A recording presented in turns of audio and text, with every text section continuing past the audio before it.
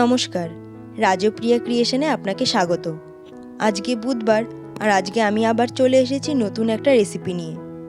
যেহেতু শীতটা বেশ ভালোই পড়ে গেছে, তাই ভাবলাম দেরি না করে চলুন একটা পিঠের রেসিপি আপনাদের সাথে শেয়ার করে নিই। আর সেটা হচ্ছে চুষি পিঠের রেসিপি। চলুন দেরি না করে সোজা একদম ভিডিওতে যাওয়া যাক।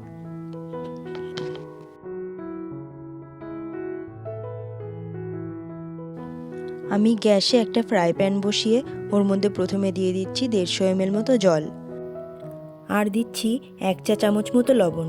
এবার জলটা ফোটা পর্যন্ত আমাকে একটু অপেক্ষা করতে হবে। আরেকটা বার্নারে আমি দুধ বসিয়ে দিয়েছি। দুধটা আমি আগের থেকে যদিও ফুটিয়ে রেখেছিলাম, তাও এখন একটু ফুটিয়ে নিচ্ছি।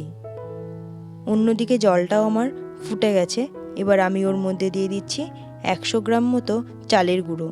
আমি এখানে নর্মাল চালের গুঁড়োটাই ইউজ করেছি, যে চালে সাধারণত আমরা ভাত খেয়ে থাকি সেই চালের গুঁড়ো।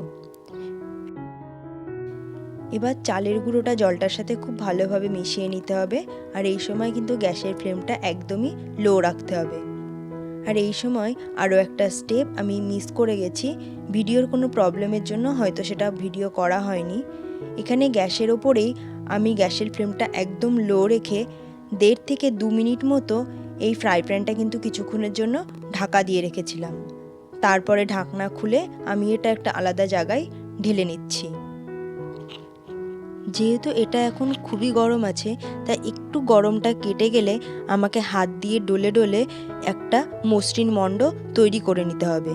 তবে এটা কিন্তু একদম ঠান্ডা হয়ে যাওয়া পর্যন্ত অপেক্ষা করলে চলবে না। আমার আজকের ভিডিও যদি আপনার ভালো লাগে, তাহলে অবশ্যই কিন্তু ভিডিওটা একটা লাইক করবেন। আপনার একটা লাইক কিন্তু আমাকে মোটিভেট করবে পরে আরও একটা নতুন ভিডিও আপনার সাথে শেয়ার করতে।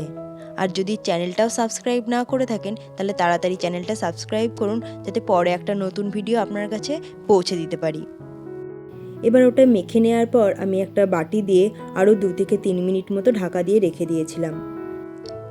এবার কিছুক্ষণ পরে আমি চুষিগুলো বানিয়ে নেব।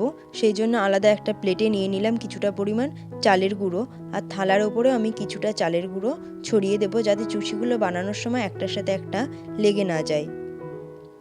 এবার একটু একটু করে চালের গুঁড়ো আমি নিয়ে ওইগুলোকে চুষি বানিয়ে নেব।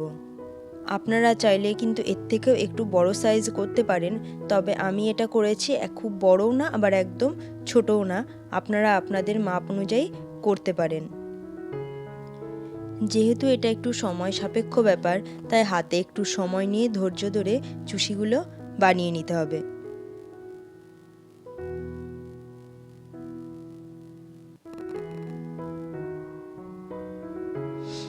আমি ঠিক এরকমভাবে সমস্ত চুষিগুলো বানিয়ে নিয়েছি।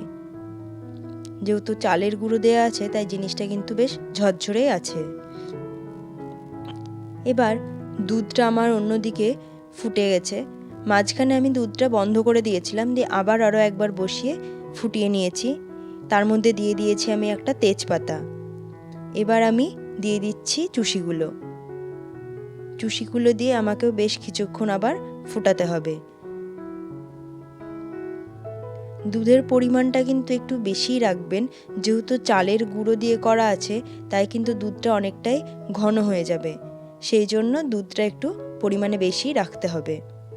আমি এখানে প্রায় 1.5 লিটার দুধ নিয়েছি।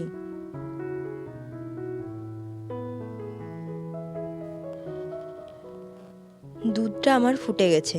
এবার আমি দুধটা অফ করে দিচ্ছি। যেহেতু এটা আমি পাটালি গুড় দিয়ে করব, আর ফুটন্ত দুধের মধ্যে গুড় দিলে ছানা কেটে যাওয়ার ভয় থাকে, তাই আমি গ্যাসটা অফ করে দিয়ে তারপর গুড়টা মিশিয়ে নিচ্ছি। আমি এখানে 250 গ্রাম গুড় এর মধ্যে দিলাম।